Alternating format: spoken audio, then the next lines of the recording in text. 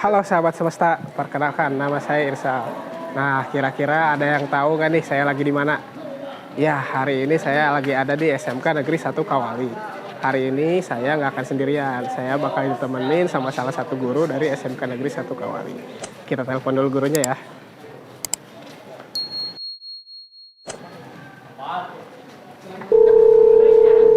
Halo, selamat pagi Pak. Ini saya Irsal Pak. Ya, Saya sudah ada di SMK Negeri 1 Kawali. halo, Kira-kira nanti mau ketemu di mana ya Pak? Irsal. Ya, halo. Halo Pak. Wah, Halo. Halo Pak. Wah, sahabat semesta, teleponnya putus-putus nih. Mendingan kita langsung cari aja yuk bapaknya, sambil kita tanyain. Siapa tahu ada masalah koneksi sama perangkatnya. Yuk. aduh, tadi nelpon ya? Iya Pak.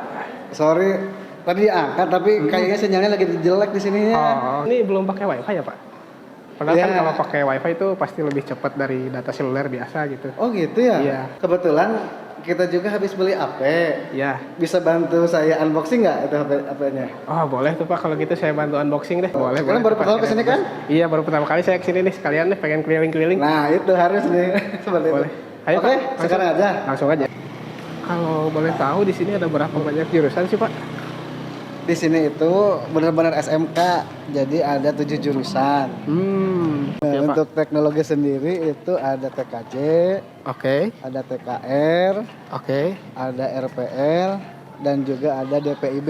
Kalau ini lab outdoor disebutnya, Mas. Oh, lab outdoor ya Pak. Untuk siswa TKJ Mhm. praktik di luar. Di ruangan ini kita mau membangun data center kerjasama dengan PT Skyline.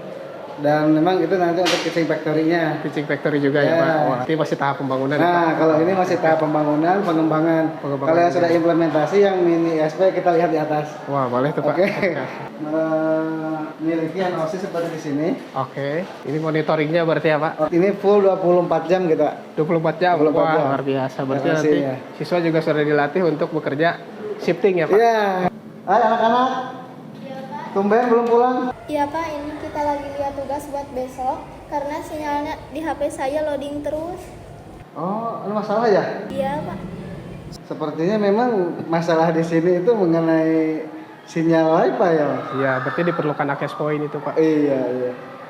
Kalau gitu berarti kebetulan kita sudah membeli perangkat Wi-Fi baru. Nah, tapi kira-kira kalian sudah tahu belum apa itu HP Wi-Fi?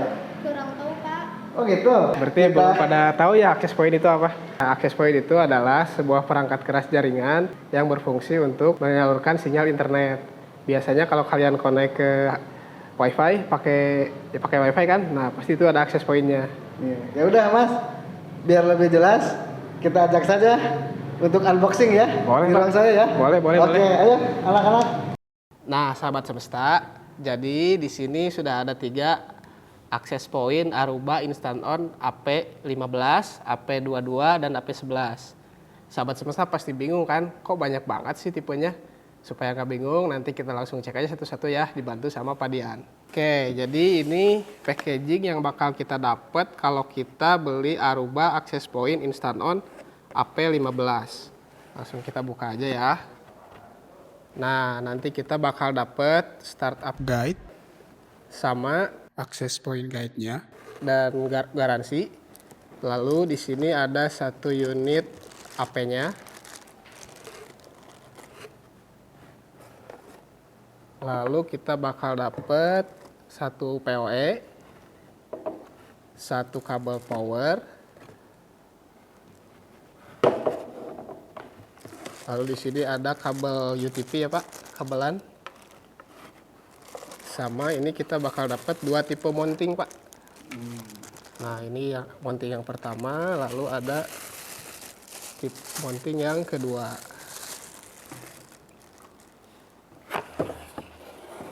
Nah kalau yang kedua ini kita ada Aruba Instant On AP11 ya Pak. Dari segi packagingnya sama. Nah kita juga bakal dapat startup guide. Lalu kita dapat 1 unit access point-nya ya Pak. Lalu kita juga dapat kabel power. Ini sama adaptor biasa, Pak. Dan kita dapat lagi dua tipe bracket mounting ya, Pak. Sama seperti yang Aruba 15. Dan dapat lagi kabel UTP. Nah, ini yang terakhir. Untuk yang AP22 juga sama, kita dapat satu startup guide, lalu satu unit access point-nya, dan satu bracket mountingnya. Wah, ternyata mantap sekali nih pengetahuan Mas Irsal mengenai kelengkapan dari setiap produk-produk ini ya Mas ya. Ya, betul. Nah iya Pak, jadi sekarang saya lebih mengetahui nih mengenai tentang lebihnya akses point. Tapi Kak, tadi saya dengar Kak Irsal bilang kata POE ya. Ya. Kalau boleh saya tahu, POE itu apa sih Kak? Oh, jadi kamu baru tahu ya POE itu apa? Oke, saya kasih tahu ya. Ya. POE itu kepanjangan dari Power over Ethernet. Fungsinya untuk mengalirkan arus listrik tapi menggunakan kabel jaringan atau kabel UTP. POE yang biasanya dipakai itu ada POE biasa sama POE plus. Oh, berarti POE itu menggunakan adaptor ya, tapi POE itu menggunakannya kabelannya Kak. Betul, dia menggunakan kabel jaringan. Fungsinya sama seperti adaptor biasa. Kak, kalau POE sama POE plus bedanya apa? Oh, POE sama POE plus itu bedanya biasanya di daya listriknya. Kalau POE biasa hanya bisa mengalirkan listrik sekitar 15 watt. Kalau POE plus itu dia bisa mengalirkan daya listrik sampai 34 watt. Oh gitu ya Kak, jadi Iya. bedanya dari daya listriknya. Betul. Mas Irsal, Ya, Pak. luar biasa sekali nih pengetahuan dari ketiga Akses jenis point ini ya, access Pak. point ini Ya, ya. betul. Tapi sepertinya ada yang kurang nih. Saya mau Wah, challenge gimana nih, Pak? dulu Boleh Mas tuh, Pak. Irsal. Gimana, Pak? Jelasin dong ketiga spesifikasi detail dari tiga perangkat Aruba ini. Oh, boleh, Pak. Yang pertama mungkin kita dari Aruba AP15 dulu ya. Baik, Oke, nah yang pertama dari Aruba AP15 dulu ya Pak. Nah ini kita tampilan depannya seperti ini ya Pak. Dia ada informasi mengenai serial number, MAC address, dan lain-lain. Lalu di sini ada dua lampu LED, yang satu LED power dan yang satu lagi LED indikator untuk wireless. Nah kita balik dulu akses point-nya Pak. Nah di belakangnya ini kita ada port LAN atau port UTP, lalu ada soket power. Lalu di sini ada Kensington lock dan di sini ada soket USB gitu Pak. Selanjutnya untuk yang Aruba Instant On AP11 tampilan depannya sama ya Pak, cuman dia bentuknya lebih kecil. Di depannya nanti ada informasi mengenai serial number dan MAC address. Lalu di sini juga ada dua LED indikator sama power dan LED wireless. Lalu di belakangnya di sini akan ada port Ethernet, soket power, port USB console, sama port untuk melakukan reset configuration. Nah selanjutnya untuk yang AP22 ini hampir sama bentuknya ya Pak sama yang AP11, cuman dia perbedaannya LED indikatornya ada di bawah. Untuk di belakangnya juga hampir sama, posisi port internetnya ada di sini bareng dengan soket powernya di sini. Lalu di sini juga ada USB console. Nah, begitu Pak. luar biasa sekali penjelasannya, Nah, pemahaman mantap Mas ya, Pak. Irsal ini ya, luar biasa sekali, Oke, menambah siap. sekali Terima kasih. referensi. Oke. Nah, namun tadi kan Mas Irsal masih menjelaskan dari sisi fisiknya mungkin. ya, Ya, betul fitur fisiknya. ya. Ya.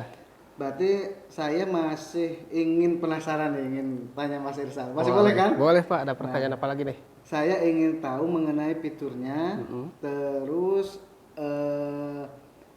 kesesuaian penggunaannya. Oh, Kira-kira oke. ini kalau saya butuh di lokasi apa harus menggunakan yang mana? Mungkin seperti itu Mas. Ah, boleh Pak. Masih boleh ya? Boleh dong Oke, Pak. terima kasih, Siap. Pak Rizal. Saya coba jelasin satu-satu ya Pak. Siap. Nah, mungkin dari sisi penempatan dulu, ketiga AP ini sebenarnya bisa digunakan di mana saja. Cuman mungkin kecocokannya dari jumlah user.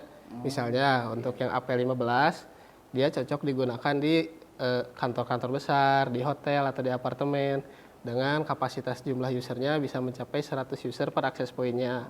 Kalau untuk yang AP11, itu dia cocok digunakan di rumah atau kantor-kantor kecil atau toko-toko retail. Nah, biasanya kapasitas usernya maksimal ada di 75 user.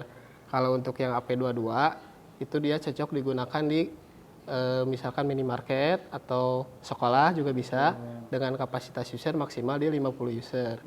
Selain itu, masing-masing AP ini juga punya data rate atau data transfer yang berbeda-beda, Pak. Misalkan yang AP15 itu dia bisa data transfernya bisa sampai kecepatan 2000 Mbps. Kalau untuk yang AP22 dia data transfernya bisa sampai 1700 Mbps. Kalau yang AP11 dia hanya 1100 Mbps. Nah, selain itu ketiga access point ini juga sudah disupport sama antena dual band ya Pak, 2,4 GHz dan 5 GHz yang bisa dipakai di keduanya. Perbedaannya mungkin di yang AP22 ini dia sudah lebih canggih Pak, karena dia sudah menggunakan teknologi Wi-Fi generasi ke-6. Kalau untuk yang AP11 dan AP15 dia masih menggunakan teknologi Wi-Fi 4 dan Wi-Fi 5. Kalau dari sisi power mungkin konsumsi dayanya masing-masing AP ini nggak terlalu gede sih Pak. Yang AP11 dan AP22 dia menghabiskan konsumsi daya maksimal hanya 10 watt Pak. Kalau untuk yang AP15 karena dia lebih gede jadi dia dayanya juga lebih gede sedikit hanya sampai 14 watt. Begitu Pak. Saya mau nanya dong. Ya gimana Dek? Katanya AP-AP ini udah support frekuensi 2,4 GHz sama 5 GHz. Betul. Nah, itu perbedaannya apa ya kalau boleh tahu? Perbedaannya kalau 2,4 GHz itu dia punya jangkauan yang lebih luas dibanding sama yang 5 GHz. Tapi kalau dari sisi kecepatan 5 GHz jauh lebih cepat dari yang 2,4 GHz. Gitu, ya. Nah, tadi kan kita sudah bahas ya Pak tentang spesifikasi Aruba access point-nya, lalu tampilan-tampilan secara fisik, fitur-fiturnya. Sekarang gimana kalau kita coba konfigurasi access point ini Pak? Itu lebih menarik sepertinya. Lebih bagus ya Pak? Bisa ya sekarang ya? Boleh Pak, kita mulai sekarang ya Pak? Siap, Oke. siap. Nah, pertama-tama access point Aruba ini di-manage melalui cloud ya Pak, cloud controller. Jadi sebelum kita bisa nge-manage atau mengkonfigurasi access point-nya, kita pastikan dulu access point ini sudah terhubung ke internet. Supaya nanti bisa masuk ke controllernya. Nah, untuk controllernya sendiri itu nanti kita buka webnya ya Pak di portal Aruba. Ada di portal .arubainstanton.com ya Pak. Nah, kita ini masuk ke portalnya. Oh ya, sebelum kita konfigurasi, pastikan juga kita sudah punya akun Aruba Instant-On-nya ya Pak. Oh, harus login dulu berarti ya? Betul, harus login dulu. Kalau kita belum punya akun, nanti di sini sudah ada pilihan create an account ya Pak. Kalau sudah punya, kita langsung login aja ya Pak. Ini kita login pakai akun saya. Sign in. Nah, setelah sign in, ini tampilan awalnya ya Pak. Seperti ini. Pertama-tama kita manage dulu atau adopt dulu access point-nya Pak. Stepnya adalah kita masuk ke menu inventory. Lalu ini ada tampilan seperti ini Pak. Ini kebetulan AP15 tadi kita sudah coba untuk add ya Pak. Lalu kita nanti tinggal coba add yang AP11. Nah, langkahnya adalah kita add device dulu Pak. Ini mirip seperti didaftarkan ya? Betul, didaftarkan dulu Pak device-nya. Setelah itu kita pilih search for my device.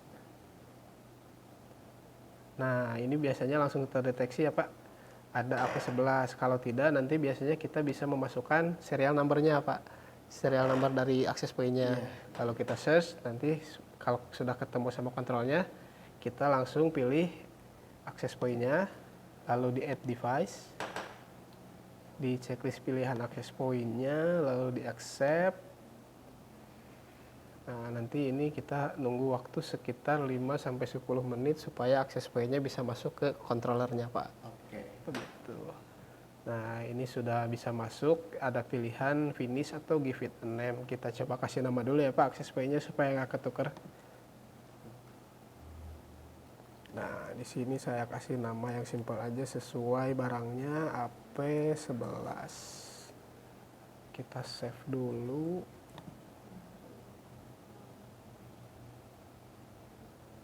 Nah, dia prosesnya masih synchronizing ya Pak. Nah, proses ini biasanya memakan waktu ya sekitar 5-10 menit lah Pak. Tergantung kecepatan koneksi internetnya juga. Betul. Jadi kalau kita punya lebih dari satu, tiap AP kita kasih nama ya, yang Betul, berbeda ya. betul supaya nggak pusing Pak. Supaya nggak Kalau pusing, ya. namanya sama kan nanti ketukar. Ketukar ya, Iya. betul, betul. Biasanya sih kalau untuk penamaan lebih enak peruangan Pak, supaya ini. Di mana apa itu ditempatkan gitu. Betul Pak. Oh, iya Jadi juga lebih ya. enak kan Pak. Nah, Gitu. betul. Nanti kalau misalkan ngetres atau apa, jadi gampang ketahuannya. Jadi ketawanya gampang gitu. Betul. Ya. Pak. Oke, ini sambil menunggu synchronizing prosesnya, kita konfigurasi dulu SSID-nya ya Pak. Jadi bisa berbarengan ya kerjanya ya. Bisa dong, karena proses yang tadi kan makan waktu, jadi Iya. ya supaya kita Nah, lebih jadi efektif. lebih hemat ya. Betul, lebih efisien Pak. Kita masuk ke menu network Pak. Nah, lalu ini tadi saya juga sebelumnya udah tes ya Pak, ada 2 SSID di sini. Betul. Kita tambahin SSID baru aja supaya lebih mudah. Kita tinggal klik add aja ya Pak. Nah, lalu ini seperti ini tampilan untuk konfigurasi SSID-nya. Yang pertama kita kasih network name atau nama SSID-nya. Supaya beda dengan yang sebelumnya, kita kasih nama sama seperti perangkatnya aja ya Pak. Iya. AP11. Nah, ini pilihan ke bawah, kita biasanya ada pilihan password ya Pak, kalau untuk SSID. Jadi nanti entah itu mau kasih password atau tidak, Iya. tergantung sama keperluan ya Pak. Betul. Nah, di sini saya kasih password aja, misalkan password aja ya Pak, supaya gampang untuk contoh. Nah, berikutnya kita bisa masuk ke menu option kalau diperlukan. Ini misalkan kita mau IP DHCP-nya dari access point-nya langsung gitu Pak. Jadi tidak lewat DHCP server di networknya kita. Iya. Itu bisa disetting langsung ke pilih yang spesifik to this wireless network. Jadi nanti khusus untuk yang access point ini, dia DHCP servernya ada di access point-nya sendiri gitu Pak. Atau kalau misalkan SSID-nya mau pakai VLAN juga bisa ya Pak. Nanti kita pilih same as local network, lalu ada pilihan assign a VLAN to your network. Jadi nanti SSID-nya bisa kita kasih VLAN gitu Pak. Nah, karena kita nggak ada, jadi di sini langsung di disable aja ya Pak. Nah, berikutnya opsional juga bisa dipilih ke network assignment Pak. Jadi ini tuh SSID ini mau kita masukkan ke access point mana aja sih gitu. Misalkan kita bikin SSID guru gitu Pak. Iya. Nah, kita cuman pengen di ruang guru aja. Iya. Berarti kita masukkan aja SSID itu di access point yang ruang guru. Oh. Nah, jadi bisa dipilih ya Pak. Misalkan SSID yang tadi saya buat cuman ada di AP11 saja. Nah, kita unchecklist saja yang 2 AP sebelumnya. Jadi nanti SSID tersebut hanya ada di AP yang 11 ini. Begitu. Itu mempermudah juga kalau untuk konfigurasi ke beberapa Access point. Access point, ya? Betul, Pak. Jadi Betul, nanti betul, bisa betul. kita pilih yang mana yang mau dikasih, yang mana yang mau enggak gitu, Jadi Pak. sekali config bisa untuk beberapa itu ya. Betul. Nah, kita langsung save aja ya, Pak. Nah. Oke, ini sudah muncul ya, Pak, SSID-nya yang AP11. Nah, selain itu, sambil kita nunggu proses synchronizing-nya, di sini di menu utama biasanya ada pilihan client dan application juga, Pak. Untuk client ini biasanya menampilkan perangkat atau device yang sudah connect ke jaringan kita melalui access point Aruba ini. Kalau di kami mungkin guru siapa saja nih yang sudah connect gitu Ya, betul. Atau Laptop siapa siswanya. saja nih, handphone siapa saja yang sudah connect. Berarti bisa melihat jumlah yang terkoneksi ya kalau gitu. Betul, bisa dilihat di client connected ya Pak. Cuman karena ini masih belum ada yang connect, jadi masih 0 ya. Betul. Nah, kalau yang application ini biasanya pemakaian Pak. Jadi nanti ada total berapa byte sih atau berapa megabyte sih yang digunakan untuk download dan upload gitu sama semua usernya. Betul. Iya. Coba kita lihat lagi. Nah, ini sudah aktif nih Pak access point-nya. Iya. Bisa dilihat di sini apa yang access point 15 sudah aktif, yang AP11 yang baru kita tambahkan juga tadi sudah aktif. Iya. Betul. Nah, untuk mencobanya saya coba langsung aja ya Pak di laptop saya. Nah, ini sudah ada muncul SSD yang AP11 Pak. AP11 ya. Betul. Yang tadi ya. Betul. Boleh kita coba connect aja ya Pak? Iya. Oke. Kita coba connect lalu masukkan passwordnya. Nah, sudah bisa connect nih Pak. Betul. Lalu kita tes apakah sudah ada internetnya atau belum. Nah, sudah bisa internet kan Pak. Berarti konfigurasinya sudah berhasil Sudah Pak. berhasil ya. Mumpung Mas Irsal ada di sini nih. Boleh, gimana Pak nih? Satu pertanyaan lagi lah. Boleh Pak, siap. Silakan. Ini kan di tengah banyaknya jenis access point. Betul. Tentunya kan ada klasifikasi ya. Ya, Nah, pasti. ini Aruba ini yang sekarang kita unboxing ini itu masuk klasifikasi yang mana? Terus cocoknya itu digunakan untuk user yang seperti apa? Mas Ihsan, seperti itu ya? Boleh Pak. Oke, saya jelasin satu-satu mungkin ya Pak. Ya, betul. Nah, kalau untuk klasifikasi sebenarnya ketiga akses point ini sudah masuk di level bisnis ya Pak, sudah cocok. Cuman mungkin tinggal pengklasifikasiannya adalah sesuai dengan kebutuhan user Pak. Iya. Misalkan yang AP11 ini masih bisa dibilang masih di entry level Pak. Karena dia mungkin cocoknya untuk di rumah atau di kantor yang skalanya kecil atau di restoran gitu. Karena maksimal usernya juga terbatas hanya sampai 50 user gitu Pak. Kalau untuk yang AP22 dan AP15 ini mungkin udah masuk ke kelas bisnis yang lebih lanjut. Karena dua AP ini selain sudah bisa menampung user yang lebih banyak dari range 75 user sampai 100 user, keduanya juga sudah dilengkapi dengan teknologi yang lebih canggih dari yang AP11.